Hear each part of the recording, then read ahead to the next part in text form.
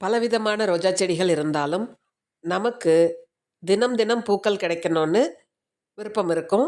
அந்த வகையில தினமும் பூக்களை கொடுக்கக்கூடிய இந்த 7 டே ரோஸ் நீங்க வாங்கி வளர்க்கலாங்க. இந்த 7 டே ரோஸ் ஒரே நிறம் தான்னு நான் நினச்சிட்டு இருந்தேன். பலர் சொல்லும் பொழுது சீசனுக்கு ஏத்த மாரி தான் கலர் மாறும். ஒரே நிறம் தான்னு நான் நெனச்சேன். ஆனா எங்க வீட்லயே 2 விதமான 7 டே ரோஸ் பூக்கும் பொழுது, நான் அத நம்பினேன். இப்ப பாருங்க, இது எல்லோ கலர் 7 டே ரோஸ். இப்ப பக்கத்துல மற்றொரு செடி இருக்கு பாருங்க. வேற பேக்ல. அது பிங்க் நிற 7 டே ரோஸ். 2மே அதிக அளவுல பூக்கக்கூடியது. இது தனி தொட்டியில இருக்கு பாருங்க.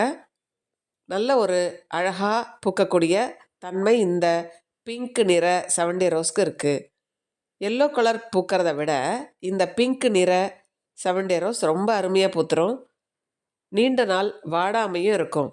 அதனால தான் இத 7 டே ரோஸ்ன்னு சொல்றோம். இந்த 7 டே ரோஸ் நீங்க வாங்கி நட்டு கடலை பிண்ணாக்கு கரைசல், எப்சம் சால்ட், மண்புழு உரம் இவற்றை உரமாக கொடுத்தா ஒரு நல்ல வளர்ச்சி இருக்கும். லாஸ்ட் டைம் பூத்து கட் பண்ணி இப்போ திரும்ப பூத்திருக்கு.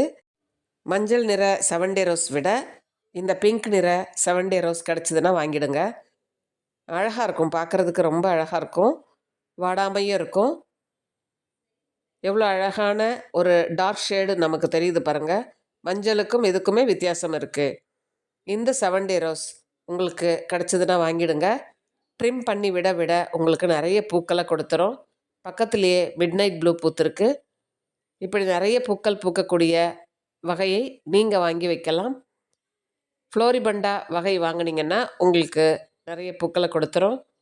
ஆரஞ்சு கலர் ஃப்ளோரிபண்டா நான் ஏற்கனவே என்னோடய சேனலில் போட்டிருக்கேன், அதுவும் நீங்கள் வாங்கலாம். இந்த ரோஜா வளர்ப்பு தகவல்கள் என்னோடய சேனலில் இருக்குது. மண் கலவை, உரங்கள், பராமரிப்பு எல்லாமே இருக்குது. நீங்கள் வாட்ச் பண்ணுங்கள். உங்கள் வீட்லேயும் இந்த மாதிரி பூக்கட்டும். தேங்க்யூ.